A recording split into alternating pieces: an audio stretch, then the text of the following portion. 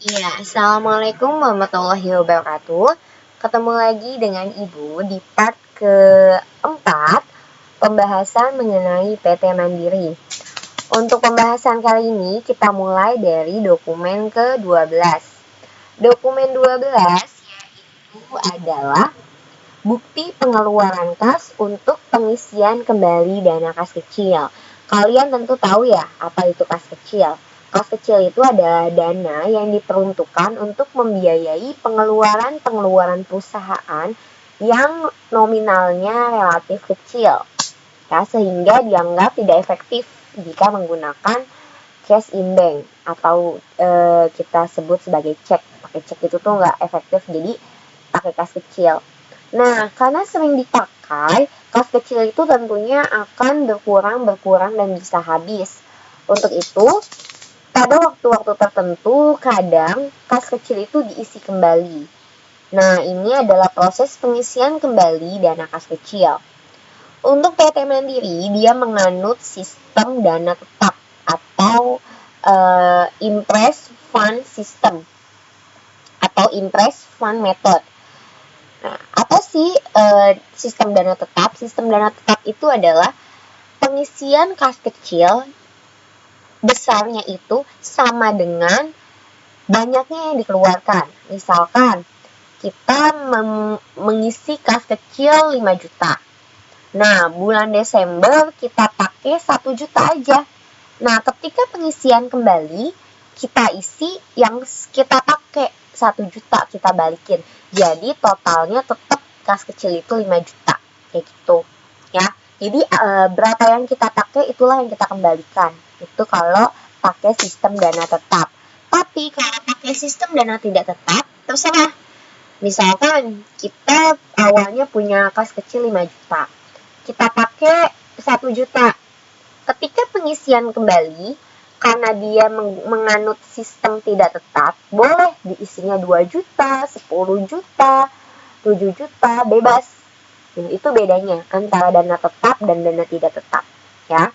Di sini kita kas kecil sudah kita pakai. Kita lihat dulu jurnal kas kecil kita.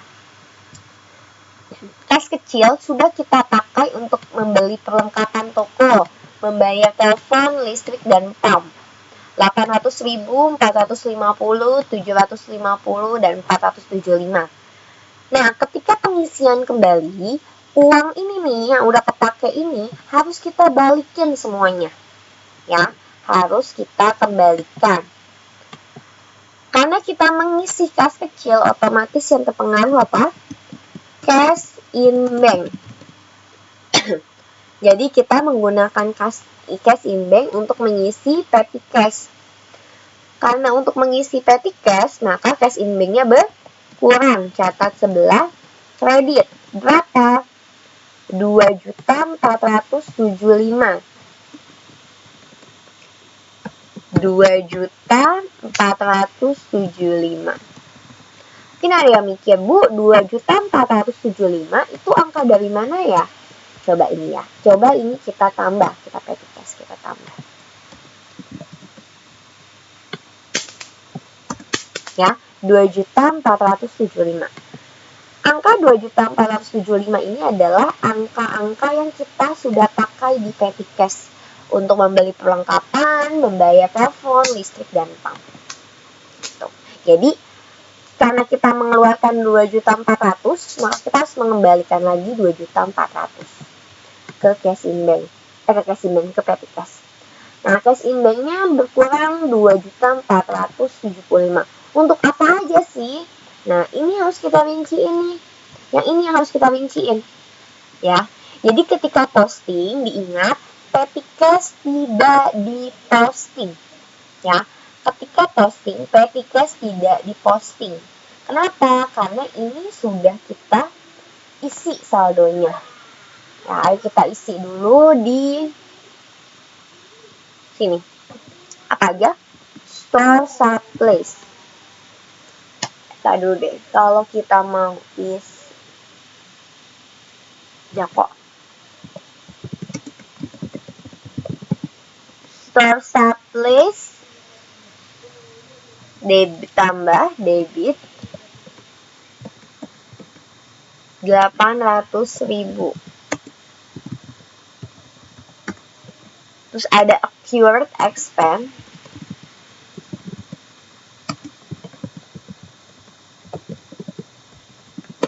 Kita jadiin satu aja ya. Kita jadiin, jangan deh. Kita bingung. 450.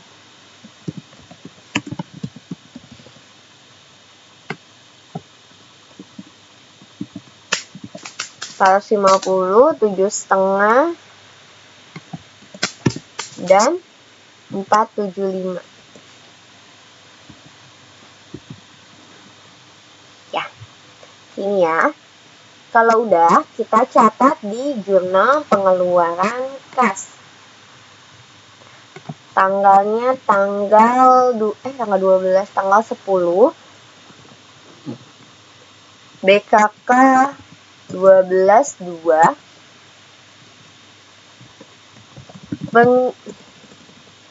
Pengisian dana kas kecil. Ya. Debitnya apa tadi debitnya? Ini. Store supplies 800.000.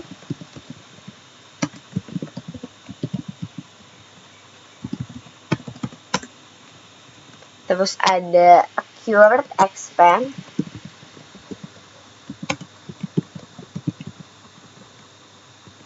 Berapa? 450.000.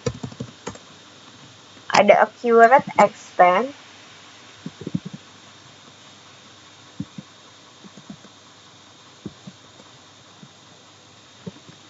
$750.000. Ada accrued expense lagi. 475.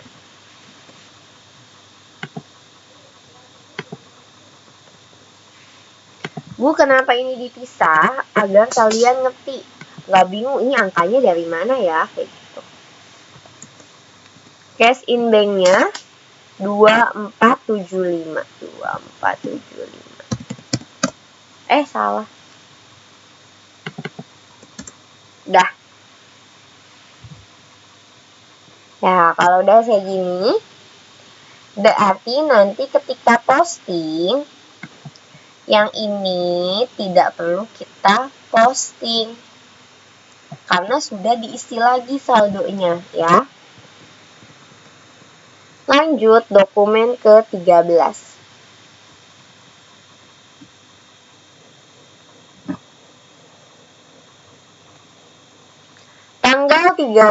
Tanggal 13, dokumen 13.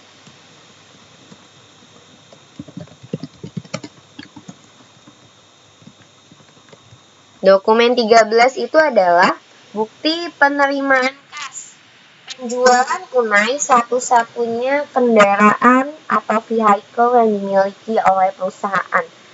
Ini perusahaan nerima uang karena dia menjual kendaraannya atau vehicle-nya seharga 49 juta. Karena kita menjual kendaraan ya dan kita nerima uang bukti penerimaan kas, maka apa yang berpengaruh? Cash in bank. Cash in bank-nya bertambah. Cash in bank bertambah catat sebelah debit. Berapa uang yang kita terima?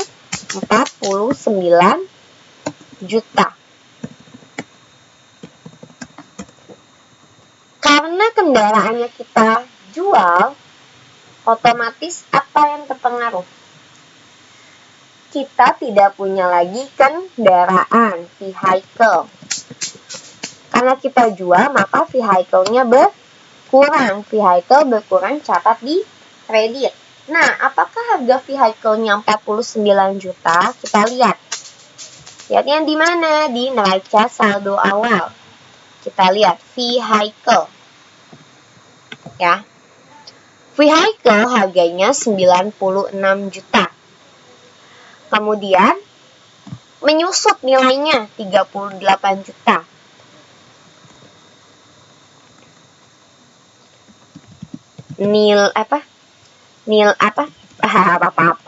Vehicle awal 96 juta.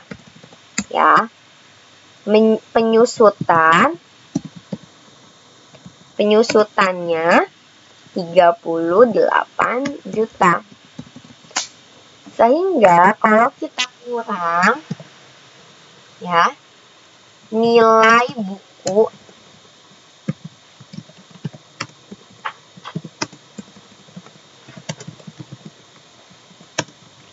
coba berapa sih 96 dikurangi 38 58 juta. Nah, jadi kita punya kendaraan, kita belinya 96 juta nih di sini. Kemudian harganya menyusut atau akumulasi penyusutan. Menyusutnya 38 juta. Sehingga nilai bukunya, nilai sebenarnya adalah 58 juta. Jadi menurut catatan kita, untuk kendaraan harganya 58 juta. Ya. Tapi ketika dijual hanya laku 49 juta. Lebih rendah lagi. Berarti di sini kita kehilangan kendaraan yang menurut kita harganya adalah 58 juta sih.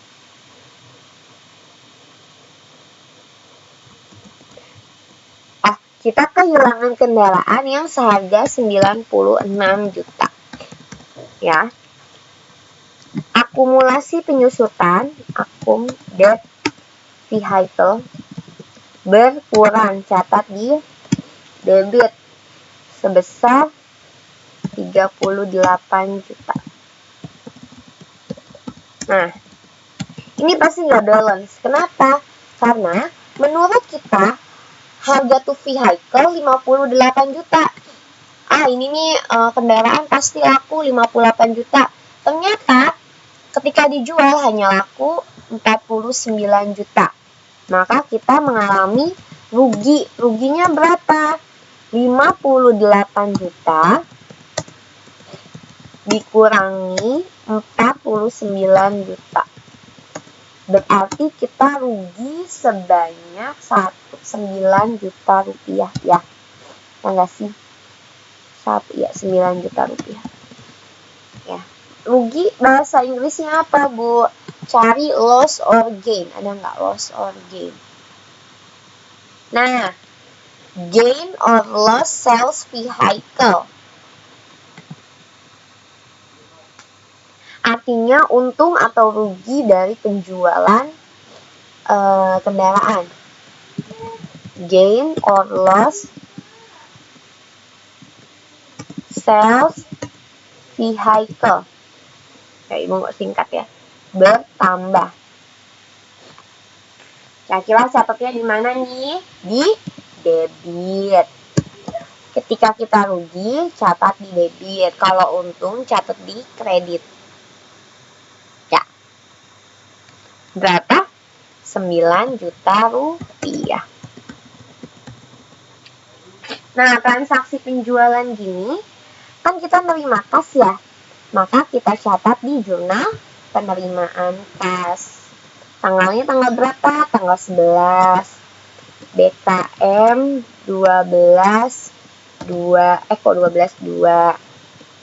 Penjualan kendaraan. Cash in-nya berapa tadi? 49 juta. Sales diskon yang nggak ada. Kelewat tuh. Ini hati-hati ya, ibu aja salah nih. Harus di bawahnya. Nah, kenapa harus di bawahnya? Karena mentok sama si waduh.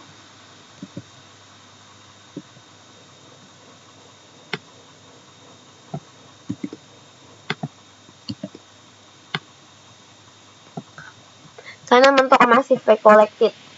Harus di bawahnya. Account receivable 0, salesnya 0,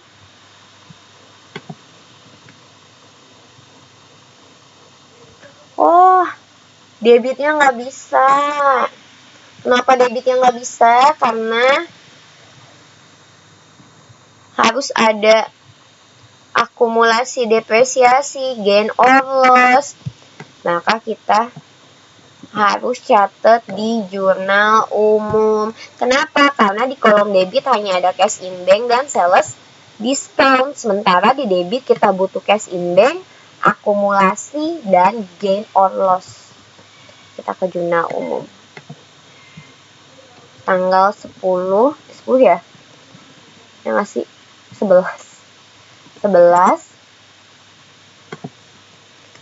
BKM 12 2. Di debitnya cash in bank 49 juta.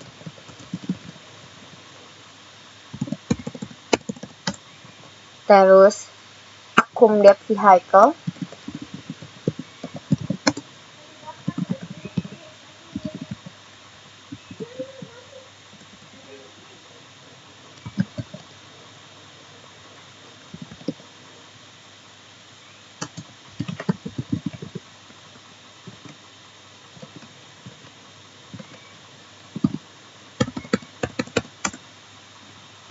terus ada gain or loss,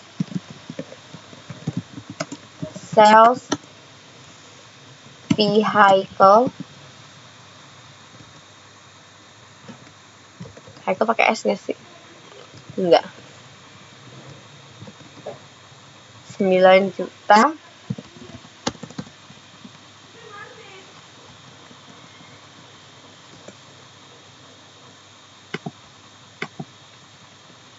Di kreditnya adalah vehicle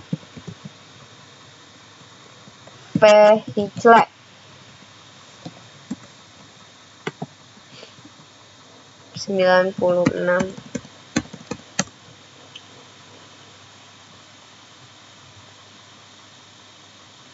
Kalau udah kita garis.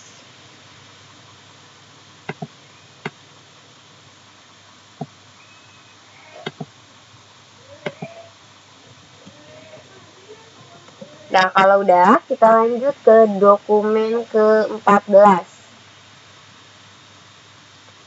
Yaitu adalah bukti penerimaan kas si Mandiri yang membuat. Berarti, kalau bukti penerimaan kas, dokumen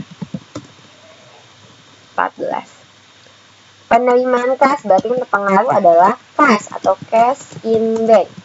Cash in banknya bertambah. Dicatat di sebelah debit sebesar 16.500.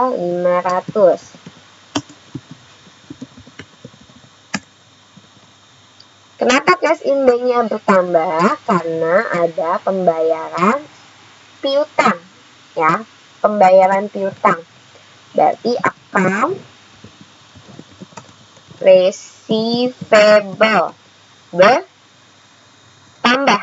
bertambah karena piutangnya sudah dibayar, maka account receivable berkurang. Catat di kredit sebesar 16.500. Dari siapa nih? Dari si Serasi, ya, dari toko Serasi. Kita catat di penerimaan kas.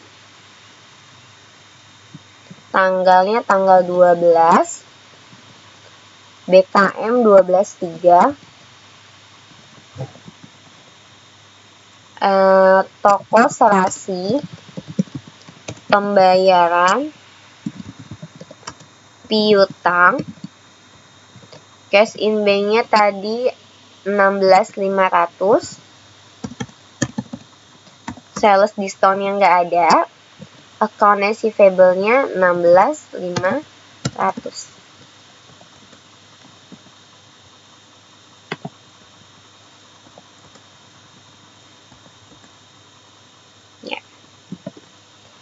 Karena ini berhubungan dengan dengan piutang dagang, maka kita buka kartu piutang. Kita lihat punyanya Serasi. Tanggalnya tanggal 12. BKM 12.3. Yang ngasih. Ya. Pembayaran pembayaran. Kita lihat di penerimaan kas. Dia masuk di kredit 16,5. Catat di kredit 16,5.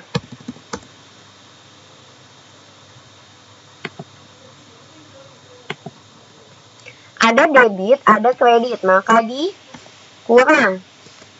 Tadinya 15, 11, 0. Ya. Ini transaksi untuk nomor 14.